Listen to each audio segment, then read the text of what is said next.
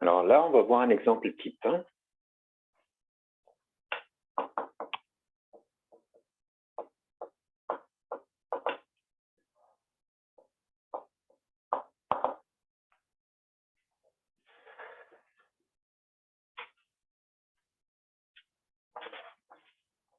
Alors, j'ai par exemple à résoudre cette équation.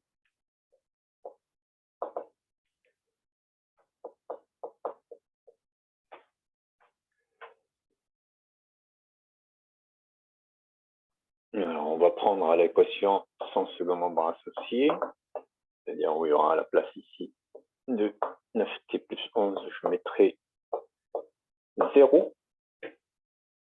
Alors, la première question, résoudre l'équation E. E0. Deuxième question, montrer que la fonction yp de t égale à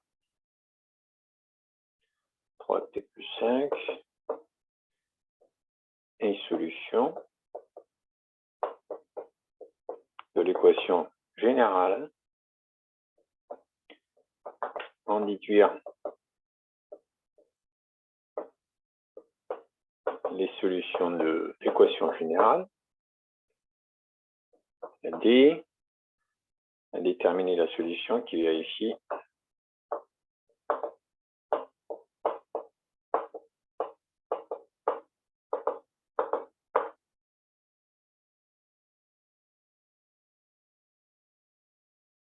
y de 0, on va appeler la solution qui vérifie f de, on va l'appeler autrement, hein. Donc là on va dire f de t de 0 égale,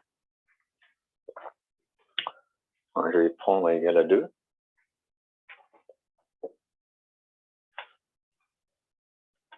On va l'appeler f, cette solution-là particulière. Et après, je vous demande de calculer la limite lorsque t s'approche de plus l'infini de notre fonction f de t.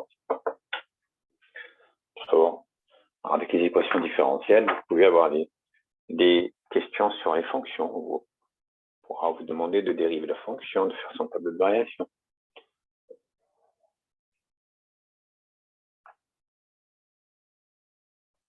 Voilà, donc là, la première question, vous allez dire que la solution s'écrit sous la forme k exponentielle moins b sur a t. Vous remplacez moins b, ici c'est moins 3 demi de t, donc k quelconque. Voilà, comment ça finit la première question. Alors maintenant, on va montrer que cette fonction est solution. Donc je la rappelle. Je dérive, ça fait 3. Je la remets dans l'équation. J'écris 2yp' plus 3yp. Et il va falloir que j'arrive à trouver ce second membre-là.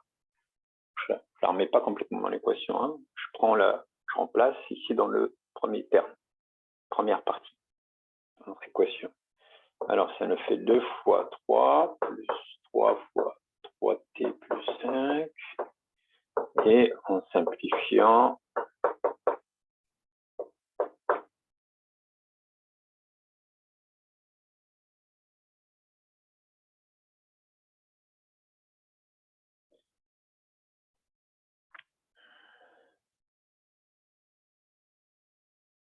on ne trouve pas le résultat. Donc, on va modifier. Là, ça va faire 21 ici plutôt pour qu'on ait exactement.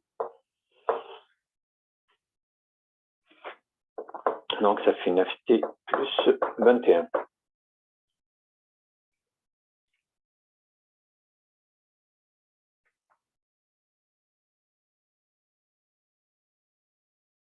Voilà, donc donc YP, à la conclusion que vous faites ici, quand vous avez vérifié ça, vous pouvez dire donc YP est bien solution. N'oubliez pas à chaque fois de mettre une conclusion pour expliquer votre raisonnement et ce que vous faites. Est bien solution de l'équation générale. Voilà, ces deux premières questions. Maintenant, il suffit juste de faire la somme de ce qu'on a trouvé dans la première et deuxième question pour avoir la solution générale.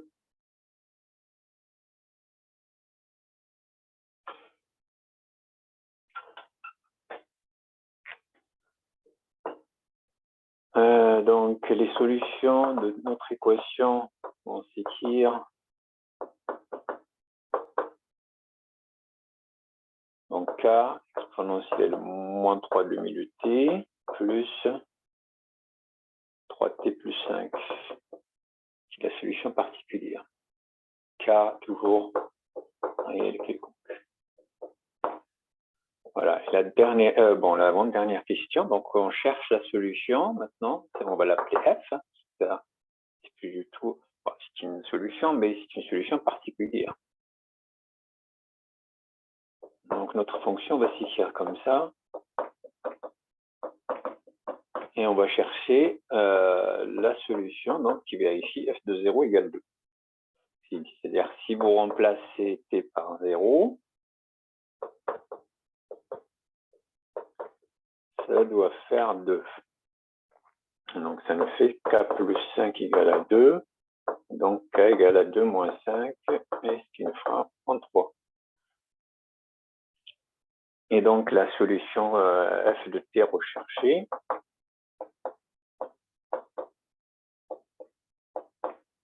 plus 3t plus 5.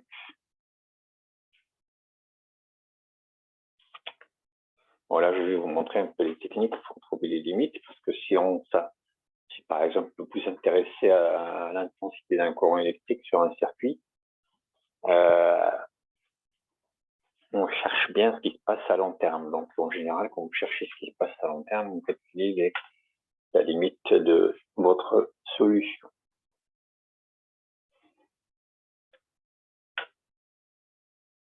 Alors, il faut savoir que avec les exponentielles, donc pour les limites, vous avez deux résultats importants à savoir. C'est que la limite de l'exponentielle x, quand x s'approche de plus l'infini, ça fait plus l'infini. Bon. Ce qu'on peut écrire comme étant exponentielle de plus l'infini de la plus l'infini. Bon, ça, on n'a pas le droit de l'écrire, mais ça se traduit de cette manière-là, en quelque sorte. Et la limite, lorsqu'x s'approche de moins l'infini, est égale à 0. C'est ce qu'on traduit comme étant l'exponentielle de moins l'infini égale 0. Voilà, ça c'est le résultat important à savoir sur les limites avec les exponentielles. Bon, maintenant, notre fonction f de t s'écrit sous la forme moins 3 exponentielle moins 3 demi de t plus 3t plus 5, hein, qu'on a trouvé dans la question D. Maintenant, on va regarder ce qui se passe ici. Là, vous faites la limite lorsque t tend vers plus l'infini de exponentielle moins 3 demi de t. Donc, comme t s'approche de plus l'infini, moins 3 demi de t s'approche de moins l'infini. Donc, vous êtes dans cette situation-là. Donc, ça vous fait 0. Donc, si vous multipliez par moins 3, ça sera toujours 0.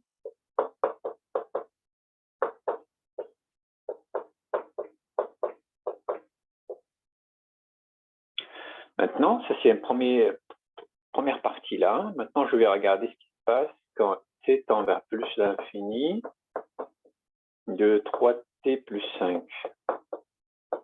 Quand t s'approche de plus l'infini, 3t s'approche de plus l'infini, vous lui rajoutez 5, ça restera toujours au voisinage de plus l'infini. Donc, si vous avez la première partie qui s'approche de 0, vous avez la deuxième qui s'approche de plus l'infini, donc vous pouvez dire que la limite de votre fonction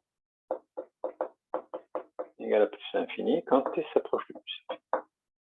Si on vous demande d'interpréter en général, quand on vous demande de calculer une limite, on vous demande en général de la traduire, de l'interpréter dans la situation que vous avez. Dans ce cas-là, vous dites qu'à long terme, si l'intensité, par exemple, l'intensité va s'approcher de plus l'infini.